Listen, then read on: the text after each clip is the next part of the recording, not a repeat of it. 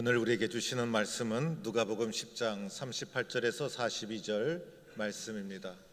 누가복음 10장 38절에서 42절 말씀을 우리에게 주시는 하나님의 말씀으로 봉독하겠습니다. 그들이 길 갈 때 예수께서 한 마을에 들어가심에 마르다라 이름하는 한 여자가 자기 집으로 영접하더라. 그에게 마리아라 하는 동생이 있어 주의 발치에 앉아 그의 말씀을 듣더니 마르다는 준비하는 일이 많아 마음이 분주한지라. 예수께 나아가 이르되 주여, 내 동생이 나 혼자 일하게 두는 것을 생각하지 아니하시나이까? 그를 명하사 나를 도와주라 하소서. 주께서 대답하여 이르시되 마르다야 마르다야, 내가 많은 일로 염려하고 근심하나 몇 가지만 하든지 혹은 한 가지만이라도 족하니라. 마리아는 이 좋은 편을 택하였으니 빼앗기지 아니하리라 하시니라. 아멘. 할렐루야. 제가 아는 어떤 은퇴를 앞둔 어떤 분은 굉장히 똑똑하신 분이 계셨습니다. 이분은 모르는 것이 없으셨습니다. 머리가 매우 명석하신 분이셨습니다. 좋은 대학을 졸업하고 영어로 된 타임지를 늘 옆에 끼면서 읽으셨던 분이셨습니다. 국제 정치, 군사, 문화, 예술 모르는 것이 없었던 박식한 분이셨습니다. 그런데 이분이 특별한 직업 없이 일생을 사셨습니다. 다른 사람 밑에서 꾸준하게 일하는 스타일이 아니었습니다. 한 가지 분야에서 꾸준하게 자신의 능력을 개발시켜 나가는 분이 아니었습니다. 그래서 일생을 뚜렷한 직장 없이 일생을 평범하게 살게 되었는데, 그분의 명석함과 재주를 생각하면 너무나 아깝다라는 생각을 가진 적이 있었습니다. 오늘날 우리는 한 가지만 잘하면 인생을 그래도 잘 살 수가 있습니다. 운동을 잘하든지, 예술을 잘하든지, 악기를 잘 다루든지, 요리를 잘하든지, 기계를 잘 만지든지, 컴퓨터를 잘하든지, 여러 가지를 다 잘할 수는 없고 그래도 한 가지만 내가 잘하는 주특기가 있으면 인생을 잘 살아갈 수가 있다는 것입니다. 오늘 예수님께서 말씀해 보니 길을 가시다가 예루살렘에서 가까운 베단이라는 곳에, 예루살렘에서 한 3km 정도 떨어진 베단이라는 동네에 들어가시게 됩니다.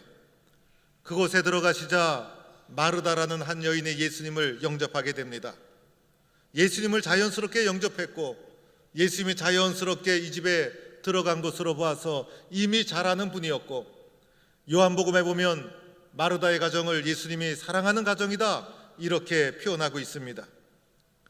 예수님의 일행은 예수님을 포함해서 최소한 13명 아니었습니까?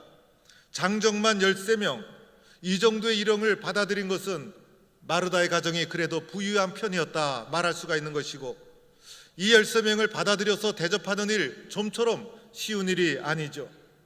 한 사람 대접하는 것도 쉽지 않은데 13분 이상의 장정을 대접하는 것 매우 어려운 일이어서 오늘 마르다가 많은 일을 해야만 되었을 것입니다. 얼만큼 밥을 지어야 될까? 반찬은 얼마나 해야 될까? 국은 무엇으로 끓여야 될까? 이 남자분 13명 이상을 대접하는 일이 쉬운 일이 아니었다는 것입니다. 저는 여자분들이 참 위대하다 생각합니다. 세상은 다 여자분들이 먹여 살리는 것 같아요. 저도 저희 집 사람이 며칠 동안 집에 없으면 먹는 것이 이렇게 소중한 거구나, 내가 평소에 소중한 걸 모르고 한 끼를 먹었구나, 한 끼를 때우는 것이 얼마나 어려운지. 그런데 여자분들은 부엌에서 뚝딱뚝딱 하면 언제든지 맛있는 것을 다 만들어내는 것을 보면 대단하다라는 생각을 가지게 됩니다. 어릴 적에 저희 어머니가 저녁 때가 되면 오늘 저녁은 무엇을 먹나 걱정을 하셨어요. 그래서 그 걱정을 어린 제가 맨 처음에 들었을 때는 아이고 오늘 저녁 굶을 수도 있겠구나라고 걱정을 했어요. 그런데 때가 되면 어머니께서는 밥을 쫙 맛있게 주시는데 한 번도 굶은 적이 없으셨어요. 그래서 어머니의 손은 참 요술을 부리는 손이다 이런 생각을 하게 됩니다. 귀하신 예수님이 찾아오셨죠. 그 일행을 맞이한 마르다가 얼마나 신경을 많이 썼을까? 예수님 일행을 준비하는 일, 접대하는 일 얼마나 바빴을까? 준비하는 일이 한두 가지가 아니었을 거예요. 밥을 해야 되죠. 반찬을 해야 되죠. 그것만이 아니었죠. 뭔가 주 메뉴가 있어야 되잖아요. 포항처럼 회를 뜰까 아니면 삼겹살을 굴까, 뭔가 여러 가지 많은 것을 준비해야만 되었어요. 상을 펴야죠. 청소도 해야 되죠. 반찬도 담아야죠. 그릇은 무엇으로 쓸까? 식사 시간이 다가올수록 분주하고 땀이 흐르고 참으로 바빠지게 되는 것이었습니다. 오늘 마르다가 이렇게 바쁘고 분주하게 열심히 준비하고 살았던 것처럼 가만히 살펴보면 우리의 삶도 정신없이 분주하게 달려가고 있습니다. 아침 일찍 일어나서 밤늦게까지 시간이 언제 가는 줄도 모르고 분주하게 바쁘게 열심히 살아가는 것이 우리들의 모습이라는 것입니다. 마르다가 이렇게 분주하게 일할 때 그의 여동생 마리아는 도대체 무엇을 하고 있었을까? 예수님 발치에 앉아서 예수님의 말씀을 듣고 있었다는 거예요. 마르다는 부엌에서 너무나 바쁜데 여동생 마리아는 도와주기는커녕 예수님 발치에 앉아서 말씀을 듣고 있는 것입니다. 마르다 입장에서 이것이 용납이 되겠습니까? 여러분이 마르다 입장이라면 이 장면을 어떻게 보겠습니까?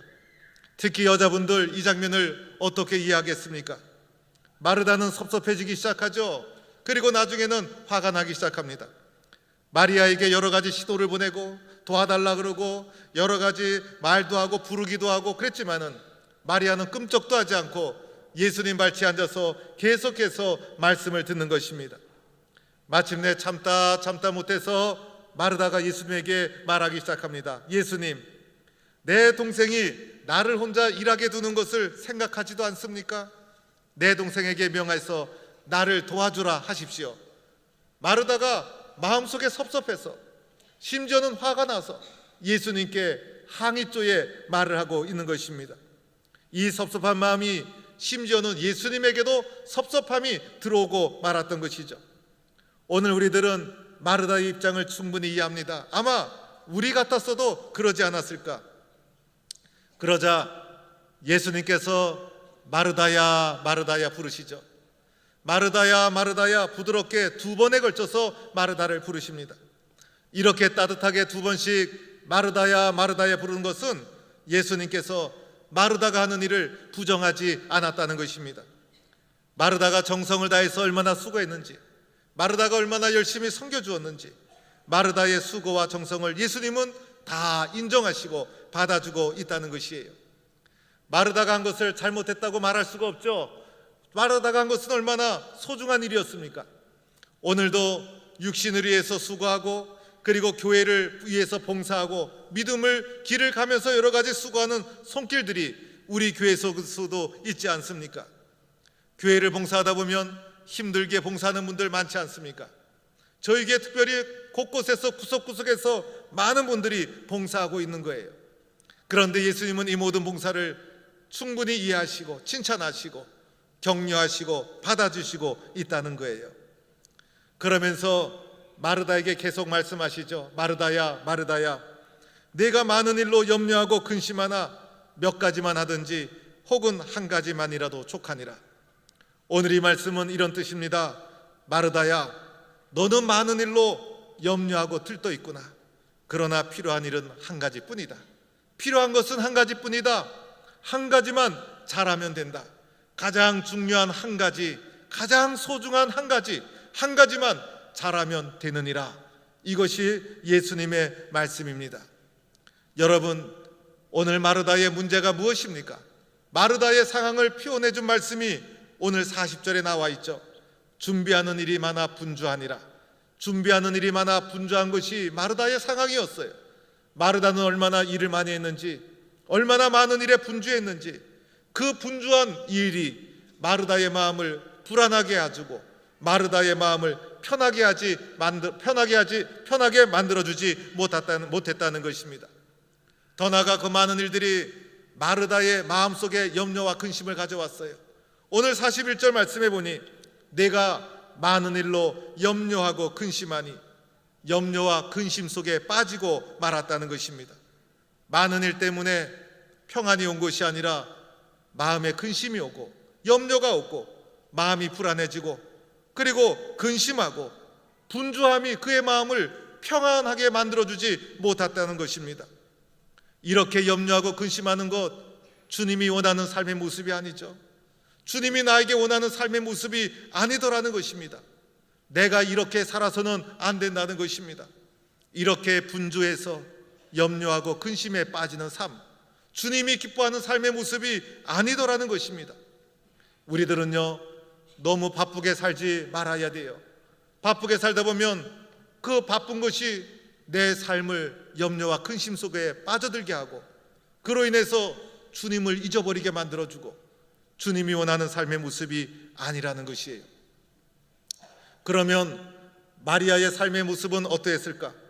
마리아의 특징은 오늘 39절에 나와 있는 예수의 주의 발치에 앉아, 주님의 발치에 앉아, 이것이 마리아의 모습입니다. 발치에 앉았다는 것은 발곁 가까이 다가섰다는 것이에요. 마치 제자가 스승 맨 앞자리에 앉아서 스승이 말하는 것을 그대로 배우고 받아들이는 자세예요. 스승이 말할 때마다 하나도 남김없이 수용하는 자세, 그리고 사모하고 적극적인 마음으로 스승에게 배우고자 하는 자세. 그래서 발치에 앉아 예수님의 말씀을 한 말씀도 놓치지 않겠다는 심정으로 집중해서 말씀을 받아들이는 모습을 표현한 것이 발치에 앉아, 이것이 바로 마리아의 모습이었습니다. 성경에 보면 발치에 앉아 발 앞에 엎드려, 이런 장면이 곳곳에 나옵니다. 마태복음 15장 30절에도 보면 큰 무리가 다리 저는 사람과 장애인과 맹인과 말 못하는 사람과 기타 여럿을 데리고 와서 예수의 발 앞에 앉히니, 예수의 발 앞에 앉히니 예수님께서 그들을 고쳐주셨다. 예수님의 발 앞에 앉았다는 것은 이 모든 사람들이 예수님만 바라보고 집중해서 예수님의 도움을 구했다는 거예요. 그러자 예수님이 그들을 고쳐주셨다. 마태복음 15장 30절의 말씀입니다. 마가복음 5장 22절에 보면 회당장 중에 야이로란 사람이 있었는데, 야이로라 하는 이가 와서 예수를 보고 발 앞에 엎드렸다는 거예요. 예수의 발 앞에 엎드려서 야이로가 자기의 딸이 죽게 되었는데 예수님께 간절히 구하게 되죠. 발 앞에 엎드렸다는 것은 예수님의 도움을 간절히 구했다는 것. 그러자 예수님이 야이로의 소원을 들어주셔서 그의 딸을 회복시켜 주게 됩니다. 또한 마가복음 7장에 보면 더러운 귀신 들린 어린 딸을 둔 한 여자가 예수의 소문을 듣고 와서 예수의 발 앞에 엎드렸다는 거예요. 예수의 발 앞에 엎드려서 내 어린 딸을 구원해 주옵소서. 그런데 여인은 수로보니게 여인, 이방 여인이었죠. 그 예수님께서 거부하시게 되자 이 여인이 개들도 상 아래 떨어지는 부스러기를 먹나이다. 그래서 예수님이 그 믿음을 보시고 그 여인의 소원을 들어주셨죠. 발 앞에 엎드리는 것, 간절함을 표현하고 있다는 거예요. 오늘 마리아가 발치에 앉아 예수의 말씀을 들었죠. 요한복음 11장에 보면 나중에 베다니에 나사로가 죽게 됩니다.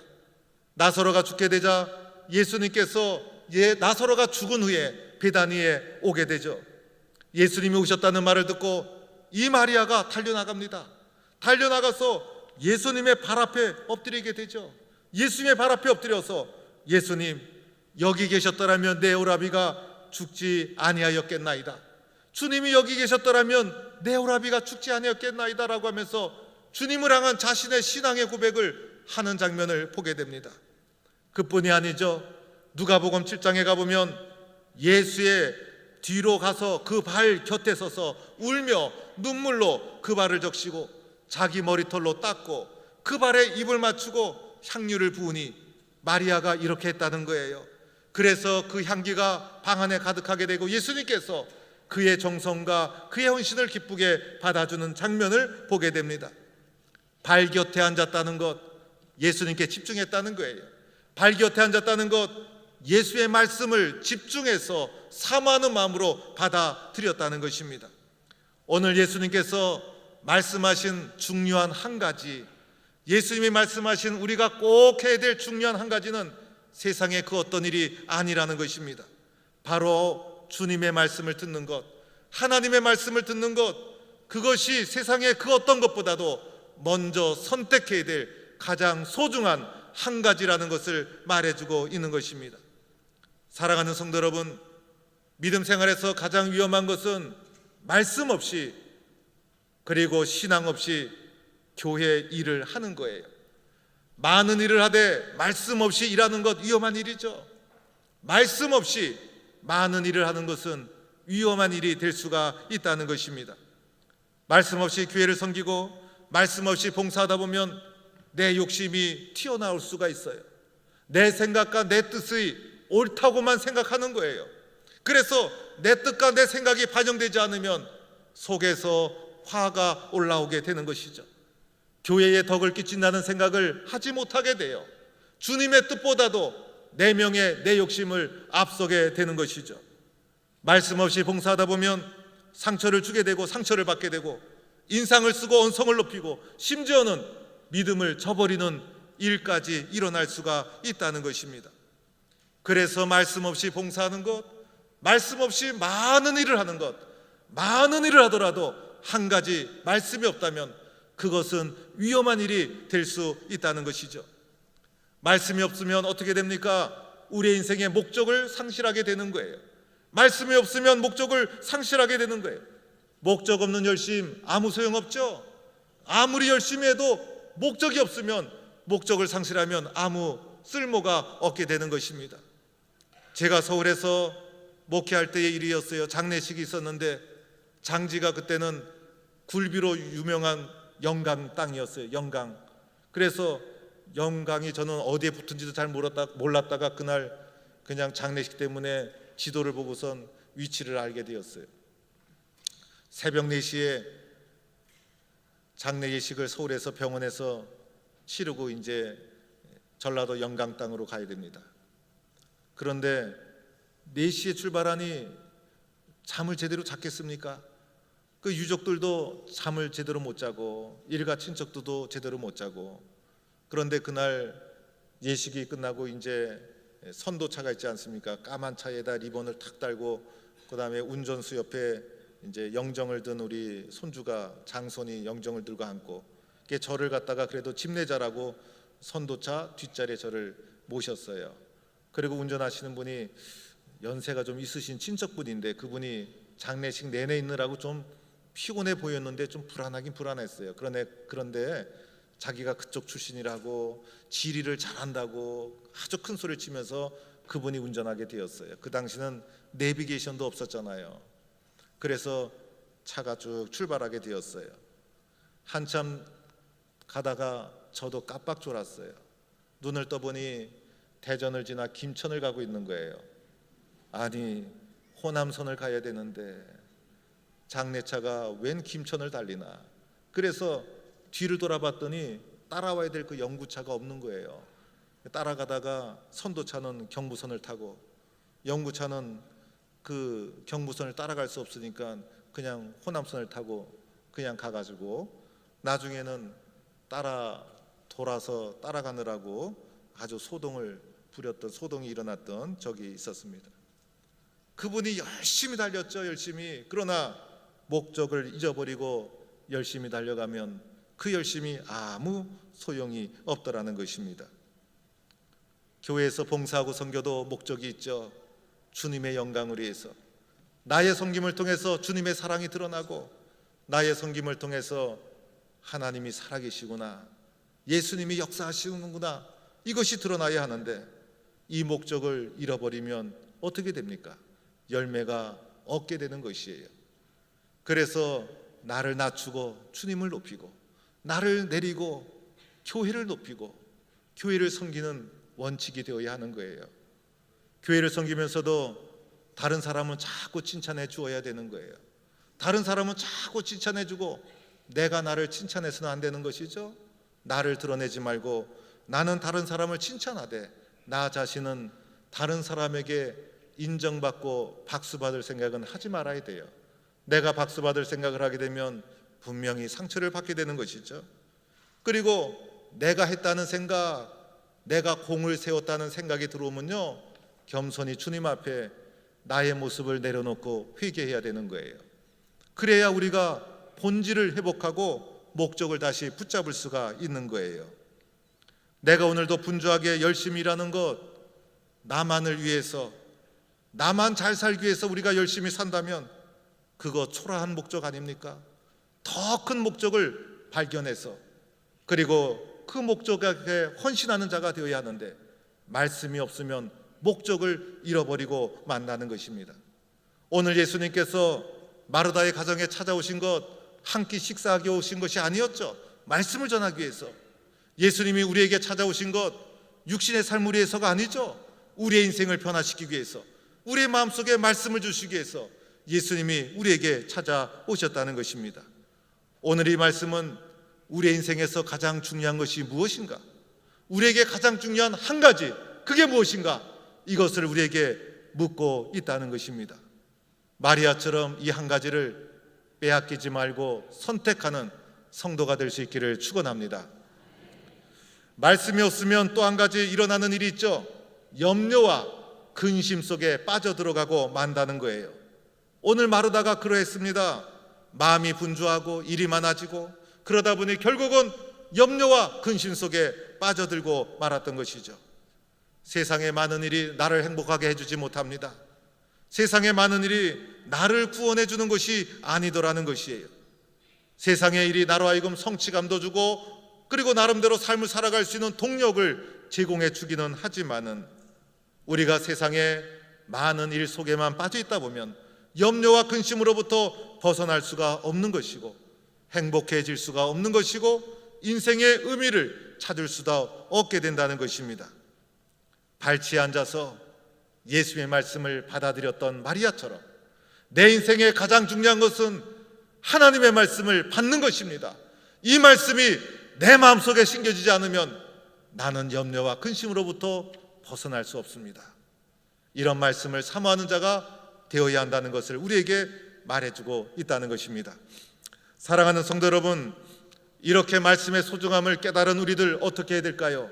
첫째는 주님, 우리의 인생에서 가장 소중한 것은 하나님의 말씀입니다. 나는 하나님의 말씀을 들어야 합니다. 하나님의 말씀이 내 인생에 필요합니다.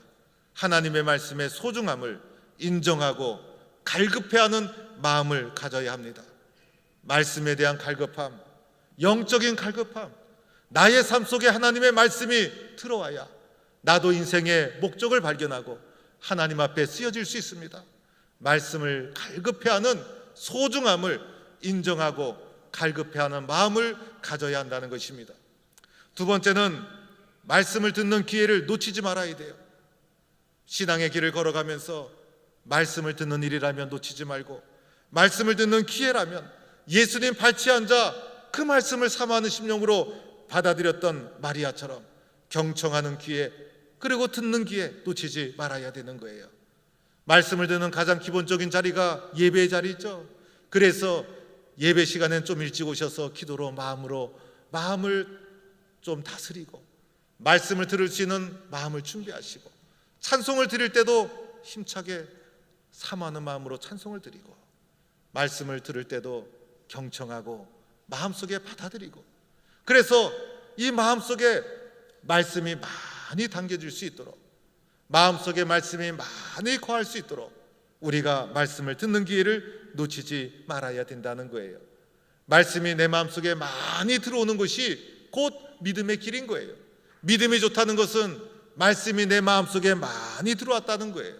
말씀이 많이 들어올 때 그 말씀이 나의 인격을 만져주고 나의 성품을 만져주고 나에게 힘이 되고 나에게 능력이 되고 어떻게 헌신해야 되는지 어떻게 봉사해야 되는지 나를 변화시켜 준다는 것입니다.